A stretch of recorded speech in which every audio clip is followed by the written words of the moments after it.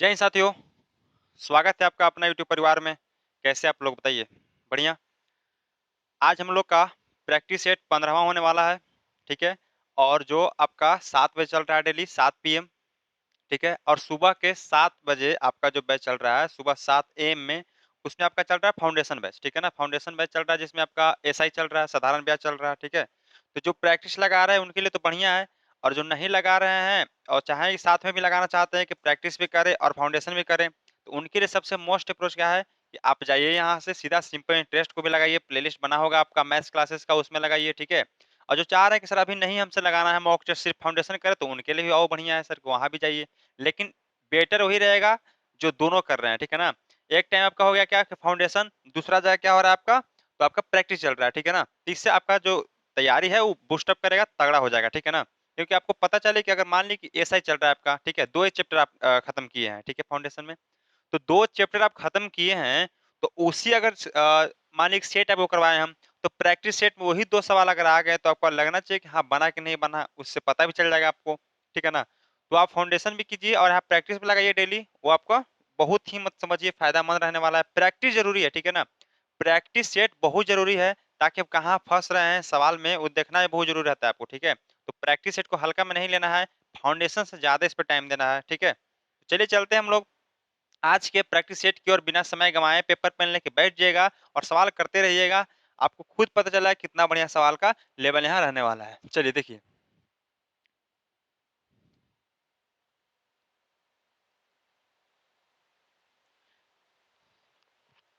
चलिए देखिए, सवाल है ट्रायंगल एबीसी ट्रायंगल पीक्यूआर समरूप है, ठीक है? ट्रायंगल एबीसी का क्षेत्रफल 64 सेंटीमीटर स्क्वायर है और ट्रायंगल पीक्यूआर का क्षेत्रफल 121 सेंटीमीटर स्क्वायर है। यदि क्यूआर बराबर 15.4 सेंटीमीटर है तो बीसी की लंबाई आपसे पूछ रहा है, ठीक? अब यहाँ पे बात रहता है ज्योमेट्री का, तो पूरी तरह से फिगर उगर बना के आपको बताते हैं ना कि समरूप क्या होता है, सर्वांग समता क्या होता है, इस तरीके से बढ़िया तरीके से। लेकिन आप प्रैक्टिस सेट चल रहा है, तो आप समझ रहे हैं कि यहाँ पे जो आपका बेसिक है उसको तो हम स्किप करके चलेंगे ही, क्योंकि प्रैक्टिस सेट मीन्स क्या है कि किस तरह से आप सवाल को कितना जल्दी कर सकते हैं, है ना? तो यहाँ पे सीधा क्या करना है कि जब भी समरूप की बात करें, समरूप की जैसे ही बात करें और एक भुजा दिया रहे, दूसरा भुजा का मान पूछे, तो कुछ नहीं करना है। ट्रायंगल ऑफ, देखिए कौन को ट्रायंगल की बात हो रहा था, triangle of A B C, ठीक है? और किसका बात कर रहा है सर? तो ट्रायंगल पी क्यू आर के, ठीक है? ट्रायंगल, दूसरा क्या है ट्रायंगल पी क्यू आर ही ना दिया है हमारा, ठीक है? और क्यू आर का मान कितना है सर? क्यू आर का मान हमारा है सर 15.4, और हमारा बीसी का मान पूछ रहा है कि बताइए बीसी का मान क्या होगा? कुछ नहीं करना है, एरिया ऑफ, ठीक है? Area of triangle A B C बटा area of area of triangle P Q R बराबर आपका हो जाएगा क्या, भुजा का स्क्वायर, ठीक है? भुजा का स्क्वायर मीन्स क्यू आर का स्क्वायर, ठीक है, बीसी का स्क्वायर ऊपर इसलिए है, तो एबीसी वाला ट्रायंगल का भुजा लीजिएगा, यानी कि बीसी का स्क्वायर बट्टा क्या हो जाएगा हमारा, तो 15.4 का स्क्वायर। चाहे आप पूरा का सीधा स्क्वायर कर सकते हैं, सबसे बढ़िया, ठीक है? क्या कर दीजिए आप कि भाई यहाँ पे बीसी है हमारा, तो बीसी बट्टा क्यू आर, ठीक है? पूरा का इसका क्या कर दीजिए, स्क्वायर कर दीजिए, कोई दिक्कत नहीं यहाँ पे है, ठीक है? अब triangle of A B C करेंगे, यहाँ पे triangle of P Q R करेंगे, ठीक है? अब यहाँ पे मान देखिए कि क्षेत्रफल का रेशियो कितना है भाई, तो हमारा ए बी सी का कितना है, 64 है, तो यहाँ 64 लिखेंगे, ठीक है? और बटा पी क्यू आर का कितना है, तो 121 लिखेंगे, ठीक है? बराबर बी सी स्क्वायर है। अब देखिए यहाँ पे बीसी का मान कितना है, तो बीसी का मान हमें निकालना है, तो बीसी छोड़ दीजिए इसको, और यहाँ पे क्यू आर कितना है सर, तो 15.4 है, इसका क्या है, तो स्क्वायर है। अब स्क्वायर इधर हटाएंगे तो क्या आएगा, रूट अंडर डाल देगा, जैसे ही रूट अंडर होगा यहाँ पे, तो कितना आएगा, रूट अंडर 64/121 बराबर बीसी बटा 15.4, यही ना रहेगा, बताइए। अब यहाँ पे देखा जाए तो 64 कितना होता है सर, तो अंडर रूट 8 होता है, और 121 का 11 होता है, ठीक है, बराबर बीसी गुने 15.4, ठीक है? अब यहाँ पे अगर देखा जाए तो काटे हम, तो 11 से कितना बार कटेगा, 1.4 बार में, और 14 में सीधे 8 से गुना कीजिए, 14 8 कितना होता है बताइए, 112, है ना? तो 112 यानी कि 11.2 हो जाएगा, किसका मान, तो बीसी का मान, ठीक है? 11.2 क्या आएगा हमारा, बीसी का मान आ गया। तो 11.2 सेंटीमीटर, ऑप्शन नंबर ए जो है आपका बिल्कुल यहाँ पे सही उत्तर हो जाएगा यहाँ पे। क्लियर है? तो जब भी ऐसा आपको सवाल मिले क्या करना है भाई, ट्रायंगल जो हमारा जो भी दिया हुआ है इसका स्क्वायर रहेगा, दिले उसका सिर्फ स्क्वायर का, ठीक है, बराबर भुजा के स्क्वायर कर देना है हमें, बराबर आपका आ जाएगा। ठीक है, क्लियर? आगे चले, चलिए अगला सवाल देखिए, पढ़िएगा। सवाल है, एक दर्जन जोड़ी का अंकित मूल्य 7200 रुपया है, अंकित मूल्य पर 20% छूट है। अब 1440 रुपया में कितने जोड़ी जूते खरीदे जा सकते हैं बताइए। बहुत बढ़िया सवाल है। ठीक है, देखते हैं किनका किनका आंसर आता है। बहुत सिंपल और बहुत बढ़िया सवाल। चलो बाबू बताइए। देखिए भाई, अंकित मूल्य कितना है तो 7200 हमारा जो है लिख लेते हैं हम। ठीक है, एमपी का मान कितना है सर, 7200 है। ठीक है, डिस्काउंट परसेंट कितना है हमारा, तो डिस्काउंट परसेंट हमारा है 20%। ठीक है, और हमारा सेलिंग प्राइस जो है, सेलिंग प्राइस कितना है तो 1440 है। ठीक है ना, नहीं 1440 नहीं है, इतना पूछ रहा है कितना बचेगा। ठीक है, सेलिंग प्राइस तो हमें निकालना है। ठीक, तो सबसे पहले अगर हमारा एमपी हमारा 7200 है, डिस्काउंट परसेंट हमारा 20% है, तो बताइए कि सबसे पहले हम निकालें तो क्या निकालें बताइए। अगर सबसे पहले हम क्या है कि सर 12 जोड़ी जो हमारा है, 12 जोड़ी अंकित मूल्य इतना रुपया है, उस पर 20% की छूट लिया है, तो इसका सेलिंग प्राइस कितना होगा। तो सेलिंग प्राइस की अगर बात करें तो 7200 जो हमारा है, 7200 जो हमारा है कितना का मान है सर, तो 100% का मान होता है। बताए हैं आपको कि एमपी अपने आप में क्या होता है, 100% होता है। 20% के डिस्काउंट बेचेंगे तो कितना बेचेंगे, 80 में बेचेंगे। 2 जीरो से 2 जीरो काटेगा यहाँ पे, जीरो 8 दुना का 16 के 6 हाथ में एक, 8 7 56 में एक 57। अब बताइए यहाँ पे 5760 सभी के बताइए एसपी आया है।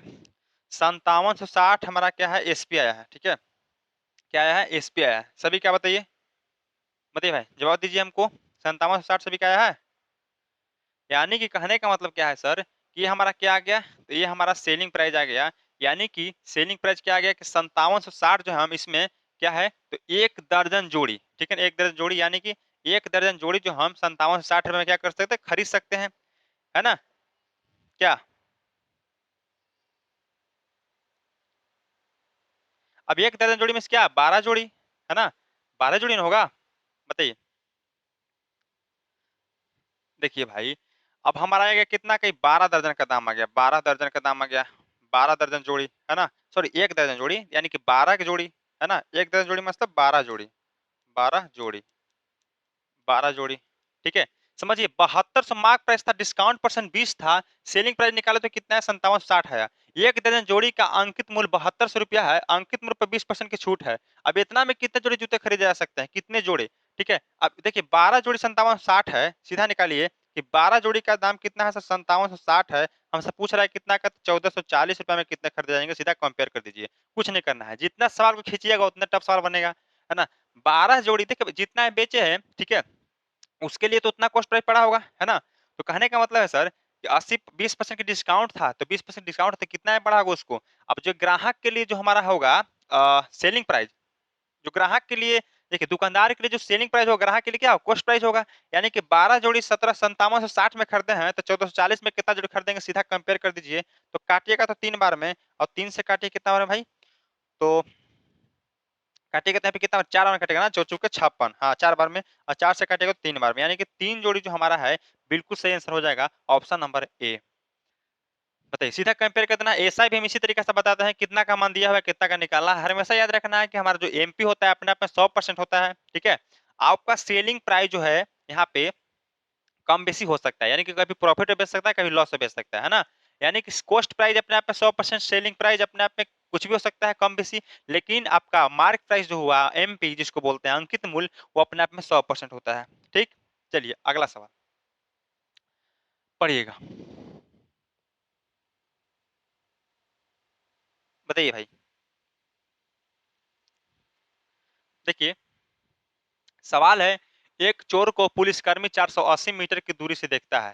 ठीक है, पुलिसकर्मी जैसे ही चोर को पीछा करता है, चोर भी भागने लगता है।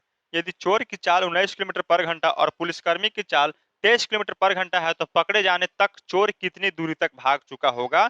पकड़े दूरी तक चोर कितने दूरी तक भाग चुका होगा, आपसे पूछ रहा है। बताइए यहाँ पे।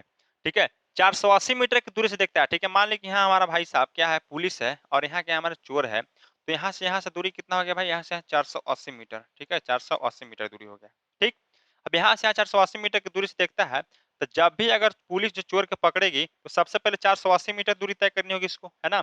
सबसे 480 मीटर। अब यहाँ पे जो चोर है भाई साहब, उसका चाल कितना है, तो चोर का चाल हमारा है 19 किलोमीटर। पर घंटा, ठीक है। इधर में भाग रहा है, तो इधर में भागेगा तो पुलिस भी इधर में भागेगा ना, कि एने में है। अब एने में भागेगा तो चोर से दूर भागेगा ना, पकड़ेगा चोर को नहीं ना। तो 23 किलोमीटर पर घंटा, ठीक। अब इसका अगर सापेक्षिक चाल देखा जाए तो क्या होता है पता है आपको?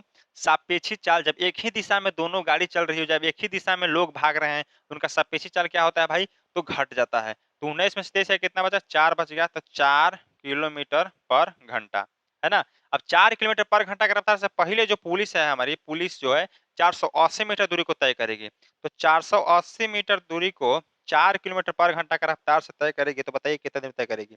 यानी कि हम समय निकालेंगे तो क्या हो जाएगा बताइए? समय बराबर क्या होता है? समय बराबर होता है दूरी बटा चाल होता है। समय बराबर क्या होता है भाई? तो दूरी बटा चाल होता है। तो यहाँ पे भाई कितना हो गया? 4 हो गया। अब 4 है क्या है? किलोमीटर पर घंटा में, यहाँ क्या है? मीटर में है। तो किलोमीटर पर घंटा को मीटर में बदलने के लिए क्या करेंगे? 5 बटा 18 से क्या करेंगे? गुना करेंगे। यहाँ तक बताइए किसको की दिक्कत है? बताइए यहाँ तक किन्हीं को दिक्कत? 4 बटा 4 जो हमारा किलोमीटर पर घंटा में था, इसको मीटर पर सेकंड में बदलने के लिए क्या करें? 5 बटा 18 से गुना किए। अब जो 18 है नीचे वाला कहाँ चला जाएगा भाई? ऊपर चला जाएगा, है ना। ऊपर चला जाएगा हमारा 18। 5 से इसको काटिए, तो 5 से काटेंगे तो क्या बने भाई? तो 5 से काटेंगे तो इसको क्या बारे में कटेगा बताइए?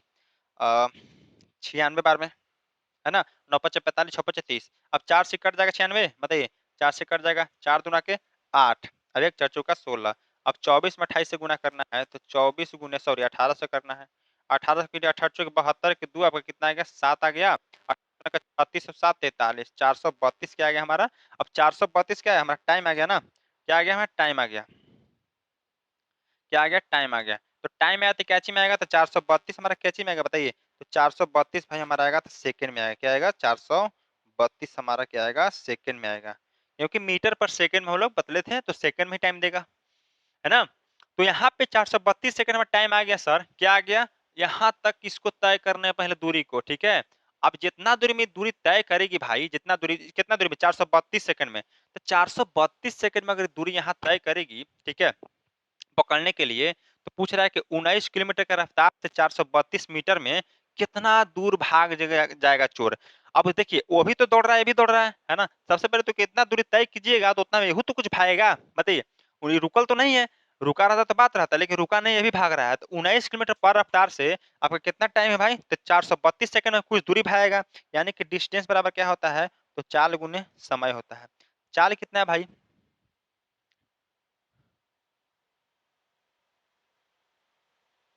तो चाल की बात करें तो चाल हमारा कितना? 19 किलोमीटर पर घंटा, है ना।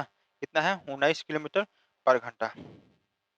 तो 19 किलोमीटर पर घंटा, तो घंटा है तो इसको पहले क्या मीटर पर सेकंड में, तो 5 बटा 18 करेंगे और गुना 432 कर सभी को। 19 गुने 5 बटा 18, 19 गुने 5 बटा 18 गुने 432, 19 बटा क्या हो गया हमारा? 19 गुने 5 बटा 18, 432। अब काटिए इसको, अगर काटते हैं हम, तो यहाँ पे कितना से कटेगा बताइए? 18 से कट जाएगा। 18 दुना का 36 और 7 कट जाएगा। 18 दुना का 36, 98 72 होगा ना। 18 72, है ना। 4 में कट जाएगा, 24 में कट जाएगा। देख लीजिए, 18 दुना का 36, फिर 7 बचेगा, 72 बचेगा, 18 72 बस। अब यहाँ पे अगर देखा जाए तो गुने 24 गुने 19 गुने 5 ही आपका आंसर हो जाएगा। गुना कर लीजिए। अब 24 × 5 120 होता है ना, बताइए। 24 × 5 120, इसको पहले कर लीजिए, किसको कीजिएगा? चलिए भाई 120 कीजिए। 120 गुने कितना हो गया हमारा? 19 हो गया, कीजिए। वर्णम 8 होतल से आपका 8 आ गया, 10 बच गया आपका कैरी, ठीक है ना। 12 का 12 और 10 कितना आ गया सर? 32 आ गया। 12 और 10 22, सॉरी 12 10 22, है ना। 12 10 22, यानी कि 2280। तो 2280 कहाँ आपको दिख रहा है भाई? तो 2280 सर हमको दिख रहा है, बताइए कहाँ? तो सर ऑप्शन नंबर बी में हमको, ठीक है। ऑप्शन नंबर बी में दिख रहा है। तो आपका ऑप्शन नंबर बी जो है बिल्कुल सही उत्तर यहाँ पे हो जाएगा। क्लियर है बताइए? बस यहाँ तक क्लियर था, बोलिए आगे चले।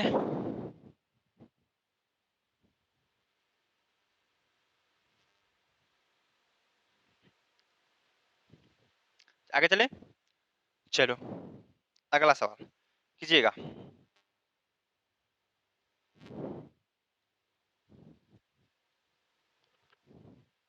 चलिए कीजिए, थोड़ा पानी पी लेते हैं हम।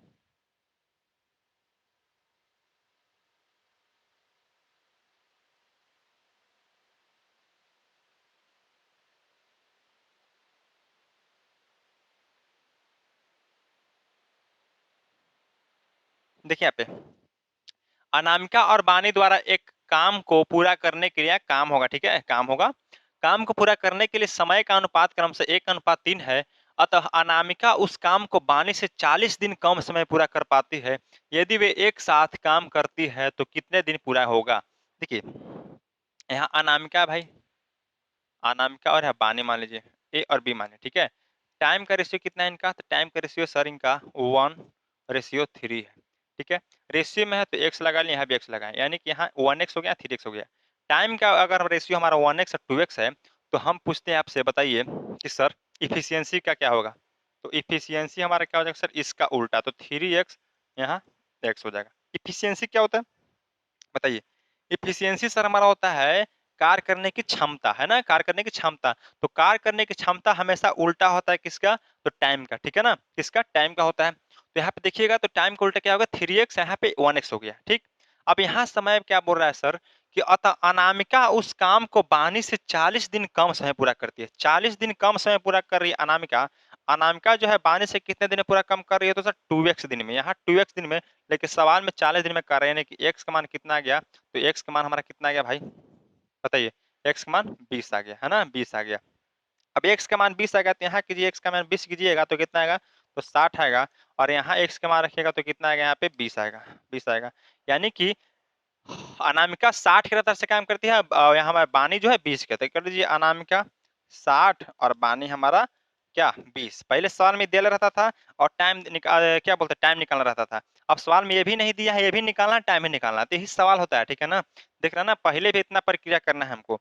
अब बताइए कि 60 की रफ्तार से अनामिका काम कर रही है और 20 की रफ्तार से बानी काम कर रही है। तो अगर हम आपसे पूछे कि बताइए यहाँ पे टोटल काम कितना होगा, बताइए। टोटल काम आपसे पूछे तो कितना होगा भाई, बताइए। तो टोटल काम दोनों का एलसीएम होता है, तो दोनों का एलसीएम लेंगे तो कितना होगा सर? 60 होगा। अब 60 दिन में 60 काम तो एक दिन में एक काम, और 20 दिन में 60 काम तो एक दिन में 3 काम, है ना, 3 काम। बोल रहे हैं क्या कि यदि वे एक साथ काम करती है तो कितने दिनों में पूरा काम होगा? यदि वे एक साथ काम करेंगे भाई तो पहला जो हमारा ए है, एक की रफ्तार से, अभी हमारा 3 की रफ्तार से, दोनों को जोड़ेंगे तो कितना आएगा? हमारा 4 की रफ्तार से काम होगा। 4 की रफ्तार से टोटल काम कितना है? 60 काम है, तो काटे कितना आ जाएगा? 15 आ जाएगा। यानी कि 15 दिन जो हमारा है, 15 दिन हमारा जो है, आपका सही उत्तर हो जाएगा option number B for Bombay is the correct answer. Clear है यहाँ तक? बताइए, ठीक है, कोई दिक्कत है यहाँ पे? कोई दिक्कत नहीं, आगे चले। चलिए अगला सवाल, बताइए कहाँ दिक्कत हुआ? क्लियर है? चलिए अगला सवाल। 20.40 रुपया प्रति किग्रा की दर से मिलने वाले गेहूं और 25.50 रुपया प्रति किग्रा की दर से मिलने वाले गेहूं को किस अनुपात में मिलाया जाना चाहिए ताकि मिश्रण का मूल्य 23.80 रुपया प्रति किग्रा हो जाए, ठीक है। यानी कि 20.40 पर केजी के हिसाब से कोई गेहूं मिलता है, फिर 25.50 केजी के हिसाब से मिलता है गेहूं, और दोनों को किस अनुपात में मिलाने की बात कर रहा है कि जो मिश्रण हो हमारा 23.80 प्रति किग्रा की दर से हो जाए। चलिए इसके लिए सबसे बढ़िया मेथड क्या है सर? यहाँ पे आपका एलिगेशन मेथड, ठीक है, हम एलिगेशन लगाते हैं, एलिगेशन, ठीक है, डबल। अब देखिए 20.40, ठीक, यहाँ बात करें तो 25.50, और यहाँ बात करें तो कितना आएगा सर? तो 23.80, ठीक है। बीच में बीच वाला वैल्यू लिखते हैं, ठीक है, एक से कम रहना चाहिए, एक से बेसी रहना चाहिए, ठीक। तो यहाँ से यहाँ जाएंगे, यहाँ से हम यहाँ आएंगे, ठीक। अब यहाँ पे हमारा जो वैल्यू आएगा वही रेशियो आएगा।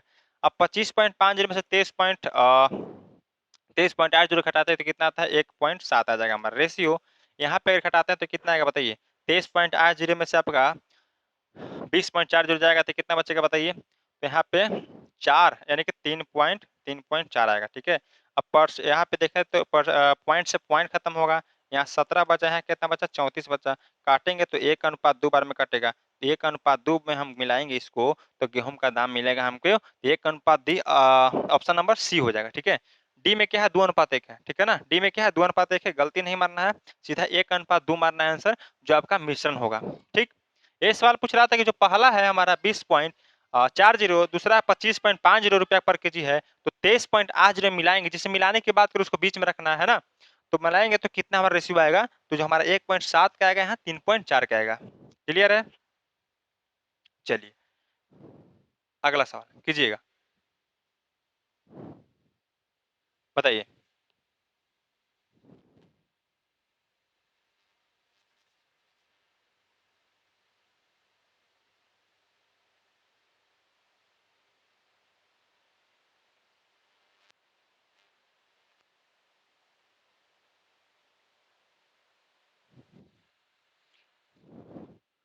चलिए, आ गया?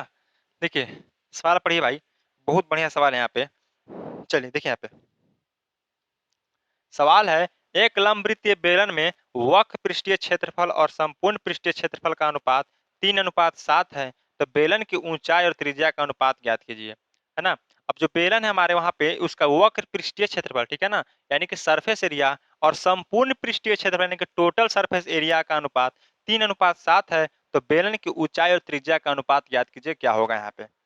बहुत बढ़िया सवाल। देखिए, बेलन की बात कर रहा है तो बेलन के पहले वक्र पृष्ठीय क्षेत्रफल यानी कि सरफेस एरिया, है ना। सरफेस एरिया क्या होता है बेलन का सर, तो सरफेस एरिया होता है 2 पाई आर एच, है ना। अब टोटल सरफेस एरिया क्या होता है सर, तो टोटल सरफेस एरिया होता है 2 pi R into R plus H, ठीक है, ये होता है। बताइए, तो दोनों का अनुपात दिया हुआ है, यानी कि सरफेस एरिया और टोटल सरफेस एरिया का अनुपात दिया हुआ है, कितना है सर, तो 2 पाई, अगर हम अपना मन से लिखते हैं तो 2 पाई आर एच होगा, है ना। अगर फार्मूला पे चलते हैं हम तो, और total surface area 2 pi R H होगा, sorry, 2 pi R, 2 pi R, 2 pi R into R plus H होगा यहाँ पे, ठीक है, बराबर कितना है सर, तो रेशियो है 3:7 यानी कि 3/7 हो जाएगा। बस अकॉर्डिंग टू क्वेश्चन चले हम, बस कुछ नहीं किए हैं, ठीक है। अकॉर्डिंग टू क्या चले हम, क्वेश्चन चले कि जैसा दिया हुआ था वैसे हम लिख दिए कि सर वक्र पृष्ठीय क्षेत्रफल और संपूर्ण पृष्ठीय क्षेत्रफल का अनुपात दिया हुआ है, ठीक है ना। तीन क्या था हमारा, तो तीन सर था 2 पाई आर एच का मान, ठीक है। और हमारा यहाँ देखा जाए तो 2 pi R into R plus H क्या होता है, टोटल सरफेस एरिया होता है, जिसका अनुपात कितना है, 7 हमारा, है ना। तो 7 है तो लिख लिए। अब क्या करना है सर, काटेगा तो काटिए, 2 पाई आर से 2 पाई आर खत्म, ऊपर बचा एच, नीचे बचा क्या, आर प्लस एच, बराबर 3/7। यहाँ करेंगे तो 7 एच बराबर 3 आर प्लस 3 एच। अब 3 एच जो है 7 एच से घटा कितना बचेगा, 4 एच, तो 4 एच बराबर 3 आर, है ना। किसका पूछ रहा है सर, ऊंचाई या त्रिज्या का पूछ रहा है। ऊंचाई एच है, एच रहने दीजिए, आर को यहाँ लाइए, कितना बचेगा, 3/4 आ जाएगा, यानी कि ऊंचाई हमारा 3 हो जाएगा, और हमारा रेडियस जो है, हमारा त्रिज्या जो 4 हो जाएगा, यानी कि 3:4 हमारा आ जाएगा आंसर, 3:4 आ जाएगा। अब 3:4 देखिए, ऑप्शन नंबर ए जो है आपका बिल्कुल सही उत्तर हो जाएगा यहाँ पे, ना कि 4:3 मारना है, ठीक है। जहां उल्टी कीजिएगा, जहां थोड़ा सा कैलकुलेशन गड़बड़ाइएगा, वहां आपका आंसर गलत आ जाएगा, बनाया हुआ सब का गलत हो जाएगा। इससे बढ़िया से सोचना समझना है किसका आंसर मांग रहा है, क्या मांग रहा है। सबसे पहले ऊंचाई की बात कर रहा है, तो ऊंचाई देखेंगे, हमारा ऊंचाई कितना है, 3 है। हाइट की बात कर रहा है ना, और उसके बाद देखेंगे क्या हम कि सर त्रिज्या कितना है, यानी कि रेडियस की बात करा तो रेडियस कितना हमारा हो गया, तो रेडियस हमारा 4 हो गया। जिसका पूछे पहले उसको रखना है, जिसको बाद में रखना है उसको बाद में पूछना है, ठीक है। ध्यान देना है छोटी छोटी बातों पर, ताकि आपको कोई मिस्टेक से गलती ना हो जाए। चलिए बताइएगा।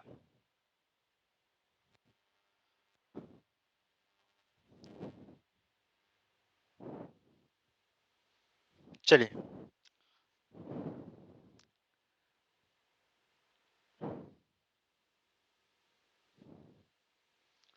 बढ़िया का सवाल बाबू, बढ़िया सवाल है। एक घन का आयतन 1331 क्यू है, तो उसके विकर्ण की लंबाई क्या होगी, सेंटीमीटर में पूछ रहा है आपके, ठीक है। ऐसे भी सेंटीमीटर में हम निकालते हैं, ठीक है, क्योंकि सेंटीमीटर में कुछ नहीं बोलता तो, लेकिन बोल दिया तो और बढ़िया बात है। तो सर घन का आयतन हमारा दिया हुआ है, पूछ क्या रहा है कि विकर्ण की लंबाई ज्ञात कीजिए, क्या होगा। अब घन का आयतन किनको किनको पता है क्या होता है, बताइए। घन का आयतन किनको किनको पता है क्या होता है, तो सर अगर घन के आयतन की बात करें, घन का आयतन,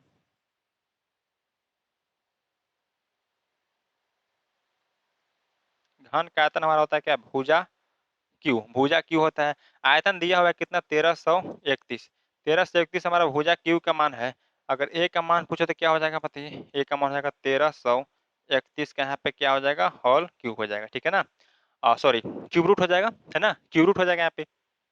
यानी कि 1331 का क्यूब रूट कहें तो कितना हो जाएगा, तो ए का मान कितना आ जाएगा, 11 होता है। 11 क्यूब रूट कितना होता है सर? 11 क्यू होता है 1331 और 1331 का क्यू रूट क्या होता है? 11 होता है। अब हमारा साइड आ गया, तो साइड आ गया तो बताइए कि साइड आ गया भाई, तो यहाँ पे निकाल सकते हैं आप विकर्ण की लंबाई, बताइए। तो विकर्ण क्या हो जाएगा हमारा, बताइए। विकर्ण हमारा होता है क्या सर? तो रूट थ्री गुने भुजा, है ना। भुजा को सीधे ए से डिनोट कर लेते हैं, साइड को ए के लेके चल रहे हैं तो ठीक है ना। साइड को ए लेके चल रहे हैं तो ए ले लिए, ठीक है। रूट 3 के रूट 3 रहेगा, भुजा कितना हमारा 11 है, गुना कीजिएगा तो 11 रूट क्या आ जाएगा? 3 आ जाएगा, जो कि सेंटीमीटर में आपका आंसर था। 11 रूट 3 ऑप्शन नंबर ए जो है आपका बिल्कुल सही उत्तर यहाँ पे हो जाएगा, बताइए।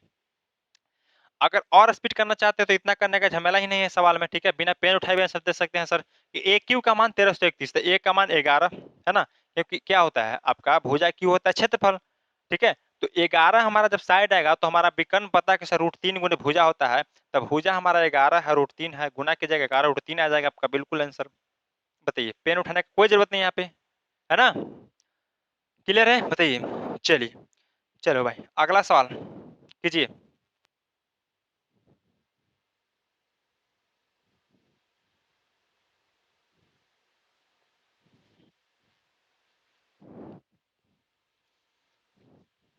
बताइए, देखिए यहाँ पे 6 और एक अन्य संख्या के बीच का मध्यानुपाती हमारा 30 है, तो वह संख्या ज्ञात कीजिए। अब मध्यानुपाती क्या होता है भाई? मध्यानुपाती जब भी निकालना होता है आपका, तो रूट अंडर होता है ए गुने बी होता है, बराबर क्या होता है? मध्यानुपाती, मीडियन, ठीक है। सेकेंड प्रोपोर्शन, सेकेंड प्रोपोर्शन, है ना। अनुपात समानुपात में पढ़ना है, तो ए गुने क्या होता है? बी होता है अंडर रूट में। अब हमारा ए मान लिया कि पता है अगर 6, लेकिन दूसरा संख्या ना पता है। मान लिया कि जो अन्य संख्या हमारा, अन्य संख्या, अन्य अन्य संख्या जो हमारा है क्या है सर? तो एक्स है, ठीक है, एक्स है। तो मध्य अनुपाती क्या होता है सर? तो अंडर रूट क्या होता है? ए गुने बी, बराबर कितना हमारा मध्य अनुपाती है सर? 30 है। 30 दिया हमारा मध्य अनुपाती। अब संख्या कौन कौन है सर? तो एक वो संख्या हमारा कितना है? 6 है, दूसरी संख्या एक्स है, बराबर कितना है सर? 30 है। अंडर रूट से हटाएंगे तो इधर जाएगा तो क्या होगा? स्क्वायर देगा, यानी कि 6 गुने एक्स बराबर 30 गुने 30, है ना। अब एक्स का मान अगर निकालना है हम तो क्या करेंगे? 30 बटा 6 काटेंगे तो 6 पचे 30, कितना बार में? 5 बार में, और 30 से 5 से गुना 150, यहाँ एक्स का मान आ गया। एक्स का मान 150 आ गया, यानी कि जो हमारी संख्या थी, एक हमारा 6 था और एक हमारा कितना सर? 150 था। अब गुना कीजिएगा तो 15 छः का कितना होगा? 90 होगा, है ना। 90 होगा। यहाँ पे अगर ए गुने बी निकालना चाहे तो क्या होगा? तो 15 छः का 90, यानी कि 900 होगा। अब 900 का अंडर रूट की जगह तो कितना आएगा? 30 आएगा। हमारा 30 मध्य अनुपात दिया है कि नहीं दिया है? तो बताइए कि हाँ सर दिया हुआ है। तो सही भी चेक कर सकते हैं आप, अगर चाहना चाहे कि चेक करें तो कैसे चेक कीजिएगा, बताइए। ये हमारा 6 है ही, और यहाँ एक्स का मान निकाले कि बी का मान निकालिए तो कितना हो गया, बताइए। बताइए, तो बी का मान हमारा कितना आ गया? 150 आ गया। ए गुने बी करेंगे, 150 में 6 से गुना करेंगे, 15 छक्का 90, 900, और 900 का अंडर रूट कितना होता है भाई? तो 30 होता है। क्या होता है? 30 होता है ना। चलिए अगला सवाल देखिए। यदि कोई राशि चक्रवृद्धि ब्याज पर वार्षिक रूप से चक्रवृद्धि होने वाले, ठीक है, और 4 वर्षों में 3 गुनी हो जाती है, तो समान ब्याज पर वह राशि कितने समय में 81 गुनी हो जाएगी, बताइए। 4 वर्षों में 3 गुनी हो जाएगी कोई राशि है, ठीक है ना। तो पूछ रहा है आपसे कि कितने समय में वो 81 गुनी हो जाएगा। बहुत वीवीआई सवाल है बाबू, ठीक है। सीएचएसएल का एकदम मानो, एकदम ठीक है, बहुत ही फेवरेट सवाल है, हमेशा पूछता है सवाल। तो क्या है सर कि 4 वर्षों में 3 गुनी हो जाती है, ठीक है। 3 गुनी हो जाती है, और यहाँ पे 81 गुनी कितने दिन में? देखिए एक साइड गुने लिखिए, ठीक है, गुना वाला कितना गुना हो जा रहा है, एक साथ क्या लिखिए? टाइम लिखिए, ठीक है। एकदम अप्रोच जो बता रहे हैं आपको कभी नहीं भूलिएगा, ठीक है। कभी नहीं भूलिएगा, एक साइड गुना वाला लिखिए, कितना गुना हो जाता है, एक साइड टाइम वाला लिखिए। अब टाइम कितना है सर? देखिए 3 गुना हो रहा है, 3 गुना हो रहा है कितना वर्षों में? तो 4 वर्षों में। कितना वर्षों में? 4 वर्षों में। अच्छा 3 गुना हमारा 4 वर्षों में हो रहा है भाई, तो क्या कह सकते हैं भाई कि 3 के पावर 1 हमारा हो रहा है कितना वर्षों में? 4 वर्षों में। 3 के पावर 4 हमारा जो है, 3 के पावर 1 जो हमारा है 4 वर्षों में हो रहा है। 3 के पावर 1 क्योंकि 3 के पावर 1 भी 3 रहेगा, कोई दिक्कत नहीं है ना। तो यानी कि यहाँ अगर 4 में कुछ नहीं, यहाँ जो 1 है यहाँ पे आप मान लीजिए 1 से गुना किया गया, ठीक है, तो 4 के 4 रह जाएगा। अब बात आती है कि 81 गुनी हो जाएगी, गुनी वाले एक से रखना 81। अब 81 के हम क्या लिख सकते हैं, बताइए। 81 की लिख सकते हैं 3 के पावर 4, बताइए। 3 3 9, 9 3 27, 81, 3 के पावर 4 होगा, बताइए होगा कि नहीं होगा। यानी कि यहाँ जो पावर था उसको साथ इसको गुना किए हैं, तो यहाँ जो 4 है 4 लिखिए, और यहाँ वाला पावर के साथ यहाँ पे भी गुना कीजिए, 4 से गुना कीजिए, कितना आएगा 16 आएगा। तो 16 वर्ष आपका जो है ऑप्शन नंबर ए जो है आपका बिल्कुल सही उत्तर यहाँ पे हो जाएगा। देखें, बताइए कौन कंफ्यूजन नहीं होता है भाई, बहुत सारे कंफ्यूजन होते हैं कि सर 3 से 27 कितना गुना में हुआ सर, 3 से 27 हुआ, तो हम देखें यहाँ पे तो सर 3 तिया 9 तिया 27, तो लग रहा है सर कि 90 साल में हो जाएगा, ठीक है 90 साल में हो जाएगा। कभी लग रहा है कि सर 4 गुना, देखिए जैसे 4 3 से 27 गए सर, तो 3 तिया 9 तिया 27, लग रहा है कि सर 3 बार पढ़े, तो 4 को 3 बार पढ़ेंगे तो 4 तिया 12 आएगा। तो बहुत कंफ्यूजन आता है बच्चों को, तो यहाँ कंफ्यूजन नहीं होना है। क्या बताएं हम, एक साइड गुना गुनी लिख देना है, जितना गुना बोले एक साइड टाइम को लिख देना है। यहाँ देखिए कि सर 3 के पावर 1 होने में 4 साल, तो बताइए कि 3 के पावर 4 होने में कितना साल, तो क्या कहें कि पावर से गुना कीजिए, 4 साल तो लग ही रहा था, 4 साल लिखिए। यहाँ पावर 4 का ना है, 81 के पावर कितना लिखेंगे, 3 के पावर 4 लिखेंगे। 81 के लिए 3 के पावर कितना लिखेंगे, 4 लिखेंगे ना, तो 4 हमारा पावर है, 4 गुना करें कितना आ गया हमारा 16 आ गया। तो 16 वर्ष जो है आपका बिल्कुल सही उत्तर हो जाएगा ऑप्शन नंबर ए। क्लियर है डाउट। चलिए अगर यहाँ पे आपसे बात किया जाए हम कि बताइए कोई राशि, चलिए ठीक है और कन्फ्यूजन हो जाए, ठीक है ना। एक हो सकता है डाटा लेने में, अटेंडेंस डाटा लेने में गलती भी हो सकता है, तो गुना नहीं आएगा तो आपको लगेगा सर गुना नहीं आ रहा है। इससे बढ़िया कि चलिए एक एक सवाल पर डाउट क्लियर कीजिए। जब एक निश्चित संख्या को 11 से गुना किया जाता है तो गुणनफल में सभी अंक 6 होते हैं। 11 से गुना की जाने वाली संख्या ज्ञात कीजिए। चलिए बताइए।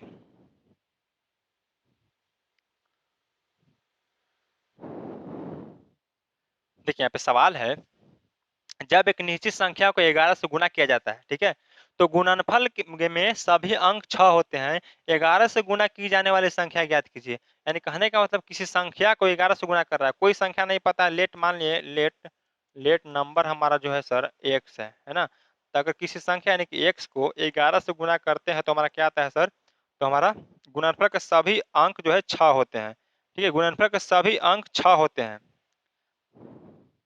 अच्छा, गुणनफल के सभी अंक 6 होते हैं, तो गुणनफल के सभी अंक 6 होते हैं तो के बार 6 होगा, यही तो है। ठीक है, डाउट हमको लग रहा है, रुक जाइए सवाल देख लेते हैं थोड़ा सा।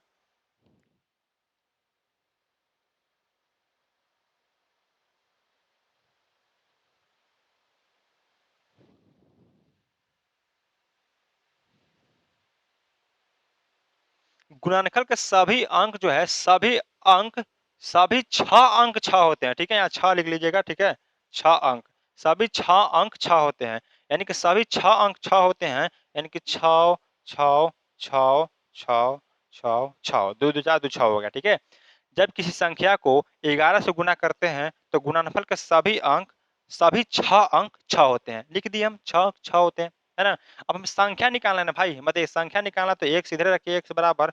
अब 6 6 6 6 6 6, 6 बार 6 लिखेंगे, बटा 11 करेंगे, इसको काट दीजिए, तो 11 छक 66, जीरो, फिर 11 छक 66, जीरो 11 छक 66, यानी कि x समान कितना आ गया भाई, x का मान आ गया 60 60 6, 60 60 6, ऑप्शन नंबर ए जो है आपका सही उत्तर यहाँ पे हो जाएगा।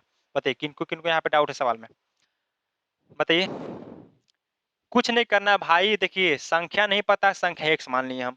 बोल रहा है एकदम सिंपल सवाल है कि किसी संख्या में यानी कि एक्स में 11 से गुना करते हैं, तो जो गुना करने के बाद जो परिणाम आता है वह 6 अंक 6 आते हैं। ठीक है, 6 अंक 6 आ रहे हैं, यानी कि 6 बार 6 आ रहा है, तो 6 बार 6 लिख दिए। अब संख्या निकालना था, एक्स का मान निकालना था, 6 6 6 6 बार लिख के 11 से डिवाइड कर दिए, 60 60 6 जो है आपका बिल्कुल सही उत्तर यहाँ पे हो जाएगा। बताइए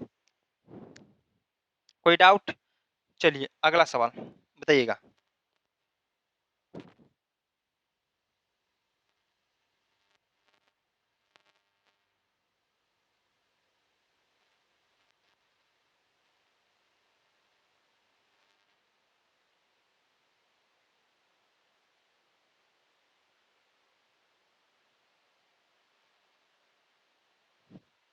आंसर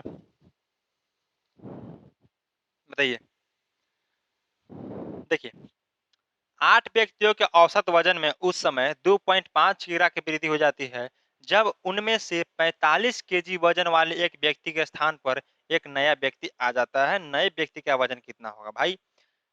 एवरेज का बहुत ही बढ़िया सवाल है। ठीक है, हम एक बार और सवाल को पढ़ेंगे। देखिए सवाल को 2 बार 3 बार पढ़िए, अर्थमेटिक का सवाल पढ़ने का चीज है, ठीक है, लैंग्वेज का खेल होता है इसमें। तो 8 व्यक्तियों का औसत वजन में उस समय 2.5 किग्रा की वृद्धि हो जाती है, जब उनमें से 45 केजी वजन वाले एक व्यक्ति के स्थान पर एक नया व्यक्ति आ जाता है, नए व्यक्ति का वजन कितना होगा?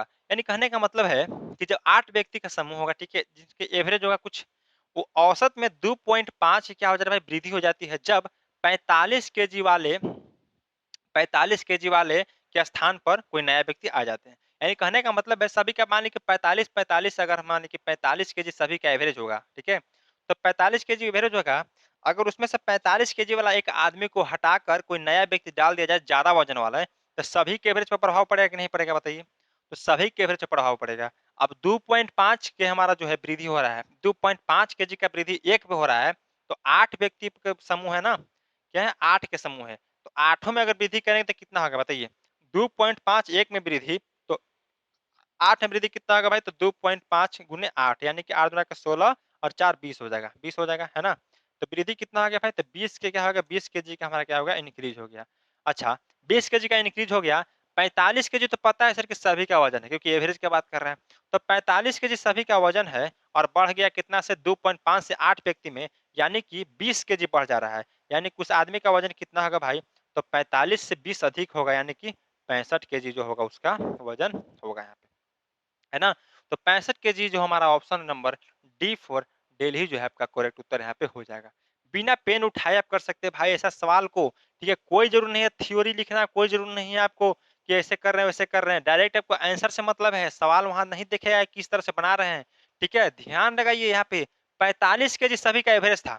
मान लीजिए कि 45 केजी क्या है सर, सभी का एवरेज है, 2.5 केजी बढ़ रहा है। 2.5 केजी एक के अगर बढ़ रहा है आदमी के औसत में, तो 8 आदमी की बात कर रहा है, तो 8 आदमी कितना बढ़ेगा? तो 25 8 200, यानी कि 20 बढ़ेगा। तो 20 बढ़ेगा सर, 20 बढ़ेगा, पहले वज़न कितना था? 45 था, अब 45 से 20 जोड़ेंगे कितना आ गया? 65 आ गया। यानी कि जो आदमी था, जो नया आदमी था, व्यक्ति था, उनका वज़न कितना हो गया सर? तो 65 केजी हो गया। ठीक है? चलिए, कम लिखिए, ज़्यादा समझिए, है ना?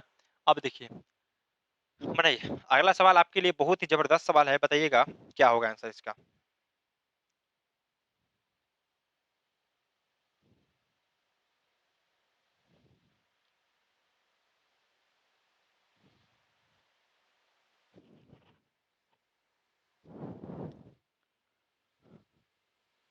देखिए, एक फल विक्रेता 300 केले 18 रुपए प्रति दर्जन की दर से खरीदे और 200 केले 24 रुपए प्रति दर्जन की दर से तथा शेष केले 21 रुपए प्रति दर्जन की दर से बेचे। उनका शुद्ध लाभ प्रतिशत क्या होगा? अच्छा ठीक है भाई, ये क्या है? शुद्ध लाभ प्रतिशत। चलिए प्रॉफिट लॉस का सवाल है। देखिए, एक फल विक्रेता 300 केले 18 रुपए प्रति दर्जन की दर से खरीदता है। अब 300 केला जो है 18 रुपए प्रति दर्जन के हिसाब से खरीद रहा है, यानी कि 1 दर्जन का कितना कीमत हो गया? 18 रुपया हो गया। तो 300 केला कितना होगा? तो सबसे पहले इसको दर्जन में बदलेंगे, ठीक है? तो दर्जन में बदलने के लिए 300 बटा कितने से भाग करेंगे? 12 से गुना करेंगे, ठीक है? जितना आएगा वो कितना सर? 18 रुपए पर केजी से, ठीक है? ये हमारा दर्जन का मान आएगा, 18 से गुना कर दो यहाँ पे। करेंगे यहाँ पे तो छत्री कितना से कटेगा? हाँ, छत्री 18 और 6 दूना के 12, 2 से काटेंगे तो 150 बार में। अब 15 कितना आ गया? 45 आ गया। 450 क्या आ गया सर? खरीदने की बात कर रहे हैं तो खरीद रहा है। यहाँ क्या आएगा? सीपी का मान आएगा। सीपी हमारा कितना आएगा सर? 450 रुपया। फिर क्या है सर?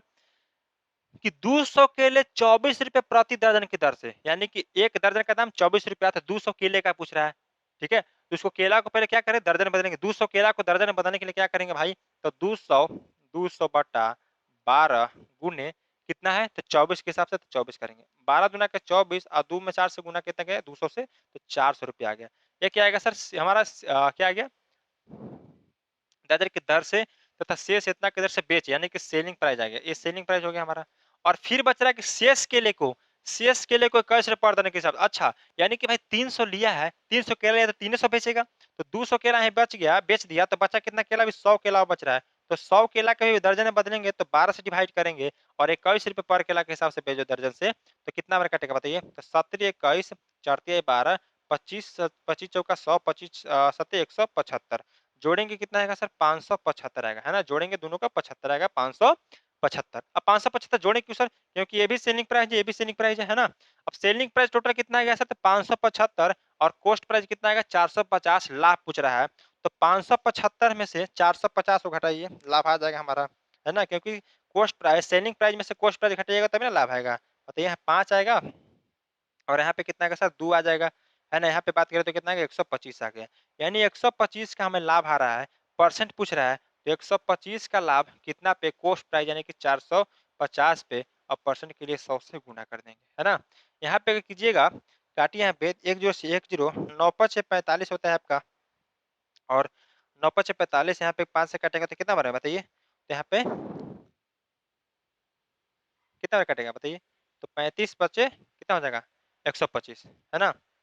सॉरी देखिए यहाँ 5 से काट रहे हैं ना 9 5 45 है 5 गुना के 10 25 5 125 चलिए अब कटेगा यहाँ पे तो 250 बटा कितना आ रहा है भाई 9 आ रहा है 250 बटा 9 आ रहा है 250 बटा 9 को फ्रैक्शन में बताइएगा तो कितना आएगा सर तो 27 से ही 7 बटा 9 एक ही के 9 में बेस में है यानी कि ऑप्शन नंबर हमारा यही जो है बिल्कुल सही उत्तर यहाँ पे हो जाएगा तो 27 से 7 बटा 9% जो है आपका बिल्कुल सही उत्तर यहाँ पे हो जाएगा क्लियर है क्या करना था सर तो करना ये है सर कि सबसे पहले क्या है सीपी के बाद करा कॉस्ट प्राइस का खरीद रहा है खरीदा तो हमारा 450 रुपये खरीदा क्योंकि दर्जन के हिसाब से दे था तो केला को दर्जन में बदले हम ठीक है उसके बाद जो है 200 केला था तो 200 केला को दर्जन बदलने के लिए 12 से भाग करेंगे उसके बाद 24 से गुना कर देंगे क्योंकि 24 रुपये पर दर्जन कर रहा था ठीक है उसके बाद फिर बोले शेष केले अब 200 केले 300 में से बेच दिए तो बचा कितना 100 केले अब 100 किलो के 12 दर्जन के हिसाब से भाग देंगे 12 से क्यों भाग देंगे दर्जन में बदलने के लिए दर्जन में बदले उसके बाद 21 से क्या कर दी सर गुना कर दिए तो हमारा कितना है total sir total selling price हमारा आ गया 575 पोस्ट प्राइस 450 अब देखिए यहाँ पे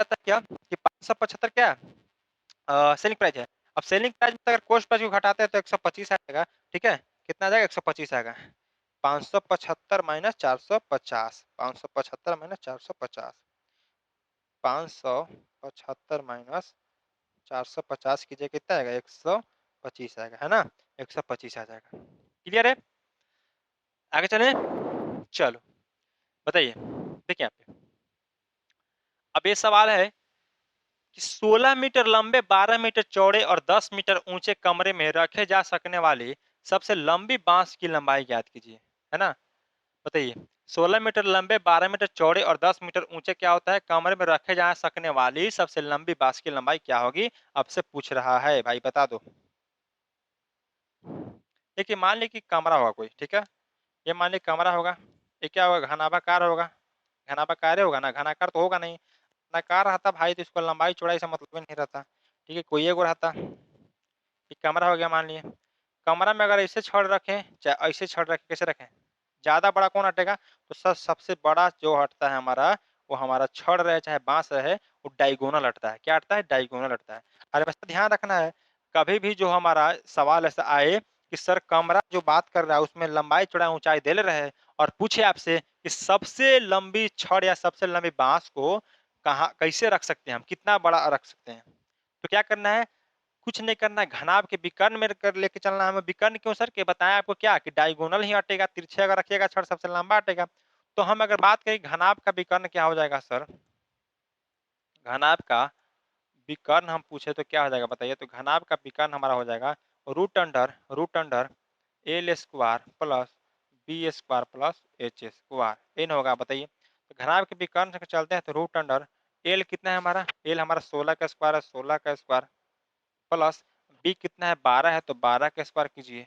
प्लस अब हमारा एच कितना है सर तो 10 का तो 10 का स्क्वायर कीजिए ठीक है ना 16 का स्क्वायर कितना होता है 256 होता है प्लस 12 का 144 होता है प्लस 10 का हमारा 100 होता है अंडर रूट करो अब यहाँ पे जोड़ेंगे तो 256 144 कितना हो जाएगा 400 400 में जोड़े 500 500 क्या होगा अंडर रूट हो गया इसको तोड़ेंगे तो 100 गुने 5 में तोड़ेंगे ना बाबू बताइए 100 गुने 5 में ठीक है ना 100 का किसका होता है सर 10 का होता है 10 बाहर निकलेगा अंदर 5 रह जाएगा यानी कि 10 रूट 5 जो आपका आएगा मीटर 10 रूट 5 जो आपका क्या आएगा सर मीटर आएगा आपका सही उत्तर हो जाएगा 10 रूट 5 ऑप्शन नंबर बी जो है आपका सही उत्तर यहाँ पे हो जाएगा समझिए सवाल को बताइए क्लियर है जब भी ऐसा सवाल रहे क्या करना है बताएं आपको घनाभ के सीधा विकर्ण से चल देना है घनाभ के विकर्ण क्या बताया कि L square plus B square plus H square होता है सर उसमें क्या है सर के एल स्क्वायर बी स्क्वायर किए तो हमारा 500 आया 500 को दो भाग में तोड़े 100 गुने 5 में ठीक है तो 100 गुने 5 में तोड़े तो क्या आया सर यहाँ 10 आ गया क्योंकि 10 बाहर निकाल लेंगे 100 का अंडर रूट क्या होता है 10 होता है अब गुने 5 हो गया अंडर में रूट में रह जाएगा 5 तो 10 रूट 5 जो है आपका सही उत्तर यहाँ पे हो जाएगा ठीक अगला सवाल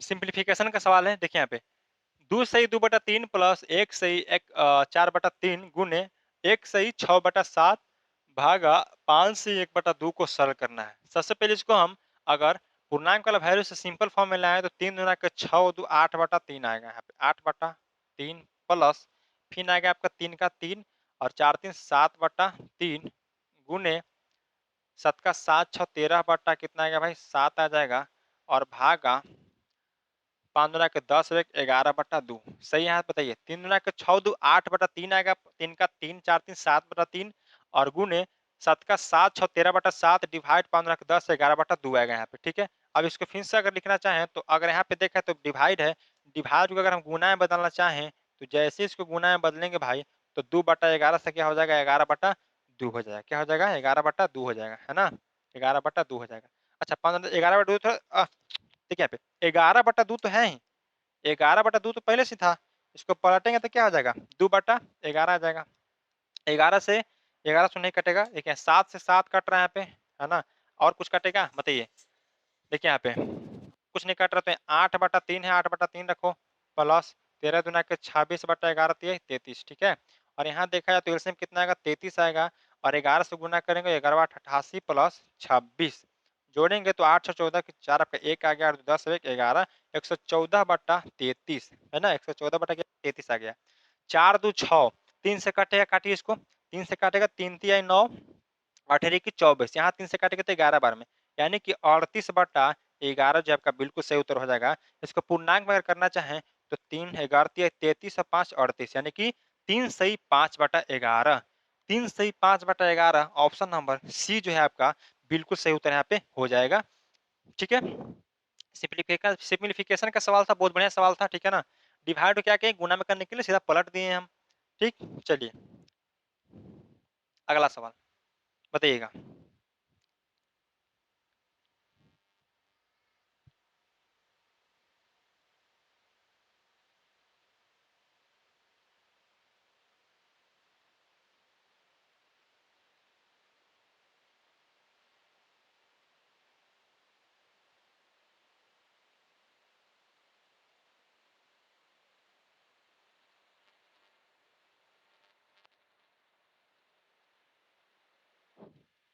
देखिए यहाँ पे जैसा कि आपको बता दें कि सरलीकरण का सवाल बहुत ही जबरदस्त सवाल है। देखिए यहाँ पे 3ab 3ab गुना अगर यहाँ देखा जाए तो a प्लस बी ठीक है -1 ठीक गुना फिर है आपका a के पावर -1 प्लस b के पावर -1 यही ना है। अब 3ab तो 3ab लिखिए 3ab गुने अब a प्लस बी के पावर -1 है a प्लस बी के पावर क्या है -1 है तो इसको पावर को प्लस में करने के लिए a बटा क्या कीजिए प्लस बी कीजिए a प्लस 1/a+b हो जाएगा कोई दिक्कत नहीं है। गुना यहाँ क्या आ जाएगा भाई गुना है ना हाँ तब इसको भी करेंगे सर जैसे यहाँ माइनस में था तो क्या करेंगे 1/a कीजिए और प्लस क्या कीजिए 1/b कीजिए। जब भी पावर माइनस में रहे उसको प्लस में करने के लिए क्या करेंगे एक के बटा में ला देंगे नीचे क्या करेंगे एक के बटा में ला देंगे तो यहाँ क्या करें कि a के पावर -1 था तो एक a की है यहाँ b के पावर -1 था तो 1/b किए है ना प्लस था प्लस कर दिए। यहाँ देखा जाए तो a प्लस बी के पावर -1 था टोटल के पावर -1 था तो नीचे करने के लिए क्या किए 1/1 प्लस क्या करना है a प्लस बी कर देना है बस। अब यहाँ देखा जाए सर तो क्या हो जाएगा यहाँ पे 3ab बटा a प्लस बी गुने यहाँ देखा जाए तो ए बी हो जाएगा ए बी और ऊपर में हो जाएगा a प्लस बी ए ना आएगा बताइए a प्लस बी से a प्लस बी खत्म ए बी से ए बी खत्म कितना आ जाएगा हमारा 3 आ जाएगा। तो 3 जहां दिखे आपको आंसर सही हो जाएगा ऑप्शन नंबर सी जो आपका है बिल्कुल सही उत्तर यहाँ पे हो जाएगा ठीक है। चलिए तो आपका एमटीएस का मॉक टेस्ट 15 समाप्त होता है ठीक है और इससे पहले आपको क्या है 14 क्लास क्लियर हो गया है ठीक है। तो इसी प्लेस में जाकर देख सकते हैं आप ठीक है सभी का आपका डेली आपका इसी टाइम पे चल रहा है 7 पीएम आपका चल रहा है मैथ्स ठीक है आपका 4 पीएम चल रहा है इंग्लिश चल रहा है सुबह का देखा जाए तो 7 एएम में आपका चल रहा है क्या फाउंडेशन चल रहा है ठीक है ना। तो इस प्रकार से आप जहां से तैयारी करना चाहें फाउंडेशन से भी कर सकते हैं और यहाँ प्रैक्टिस भी डेली लगाइए दोनों जगह फायदा उठाइए ठीक है। तो मिलते हैं फिर कल नेक्स्ट क्लास के साथ चलते हैं। जय हिंद जय भारत।